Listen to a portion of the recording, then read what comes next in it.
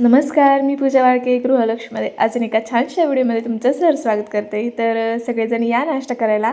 आज सॅटर्डे आहे, त्यामुळे निवांत असं रुटीन चालू आहे आणि म्हटलं चला तुमच्यासोबत माझं जे काही सॅटर्डेचं रुटीन असतं ते शेअर करूया आणि मी कशी देवपूजा करते वगैरे ते पण शेअर करू. तर नेहमी आपण ऐकतो की देवांची 16 उपचार करून पूजा वगैरे करतात. तर आपण रोज देखील त्यातले 4 किंवा 5 उपचार आपण करून देवांची पूजा करत असतो. तर ते कोणते ते तुम्हाला मी आज सांगणार आहे. तर त्याआधी मी सगळं घर क्लीन वगैरे करून घेतलं आणि झाडून पुसून रांगोळी वगैरे काढली, झाडांना पाणी वगैरे घालून घेतलं, तुळशीला पाणी घातलं आणि छान अशी आता मी रांगोळी वगैरे काढते.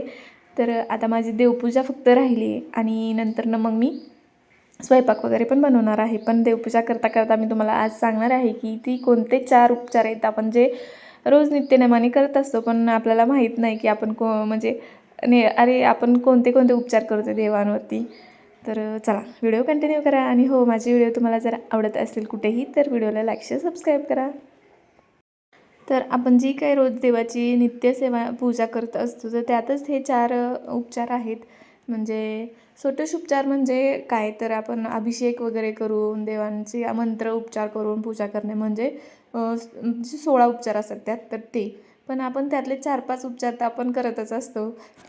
देवांना स्नान घालणे, देवांना जी काही छान अशी ताजी फुलं असतात ती अर्पण करणे आणि आपण धूप दीप लावतो, नैवेद्य दाखवतो. काही नसेल तर गूळ खोबऱ्याचा नैवेद्य तरी आपण दाखवतोच आणि अजून हे जे काही चंदनाचा टिळा वगैरे आहे तो लावतो. हे जे असे आपण जे काही रोज साधे साधे जे उपचार करतो तर तेच म्हणजे त्या 16 उपचारांपैकी असतात.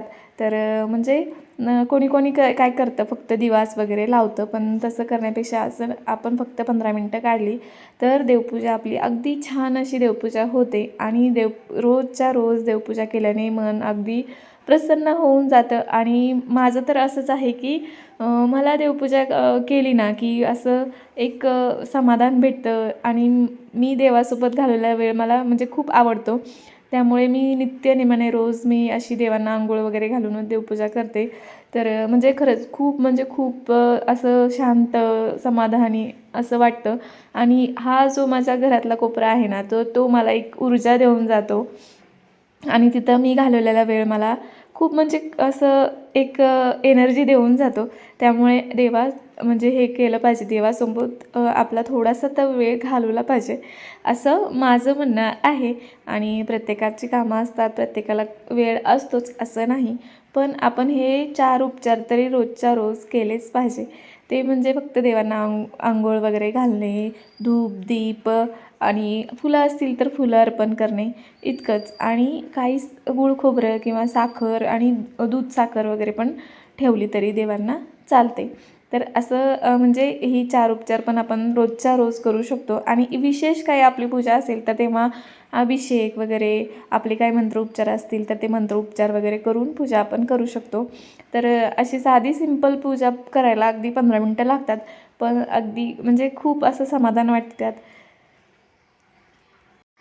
आत्ता मी काही 4 दिवस पूजा केली नव्हती, त्यामुळे जे काही तांदूळ वगैरे ठेवले होते अन्नपूर्णा मातेच्या वाटीत किंवा स्त्रीयंत्र आहे त्यात, तर स्त्रीयंत्राखाली पण मी तांदूळ ठेवते. तर ते असं खराब झाले होते तर मग ते पण मी चेंज करत होते. तर नाहीतर असे तर ते अमावास्येला किंवा पौर्णिमेला असे चेंज करते मी, पण आत्ता ते म्हणजे खूपच धूळ बसली होती त्यावर आणि ते तसेच ठेवायला काही बरं वाटत नाही. त्यामुळे म्हटलं की आपण तांदूळ वगैरे चेंज करूनच ठेवू. आणि कलशातलं पाणी मी आधीच चेंज करून ठेवलं आणि नंतरनंच पूजेला बसले होते दिवा लावून कलशातलं पाणी वगैरे चेंज करून. तर आणि हे जे काही पुढं मी देवाला पाणी पण ठेवते तर त्यातलं शंखातलं पाणी सगळं मी पूजेला बसायच्या आधीच चेंज करते आणि नंतरनंच मग पूजेला बसते.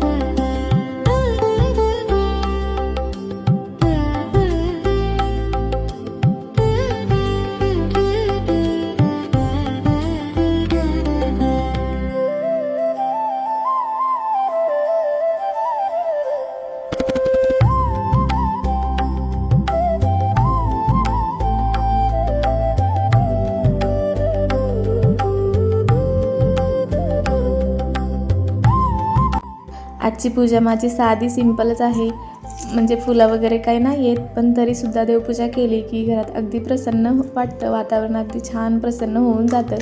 तर चला आता साखरेचा नैवेद्य वगैरे पण ठेवून घेते आणि जे काही कापुराने ओवाळून घेत असते ते पण ओवाळून घेते. तर हा व्हिडिओ तुम्हाला कसा वाटला ते नक्की कमेंट करून सांगा आणि तुम्ही कशी देवपूजा करता किंवा तुमचं देवपूजेबद्दल काय मत आहे ते पण नक्की मला कमेंटमध्ये सांगा. तर तुमच्या कमेंटची मला खरंच म्हणजे खूप एनर्जी भेटते कमेंट वाचून आणि छानही वाटतं. चला तर मग असाच एक छानसा व्हिडिओ घेऊन परत हजर राहीन. तोपर्यंत सर्वांना श्री गुरुदेव दत्त.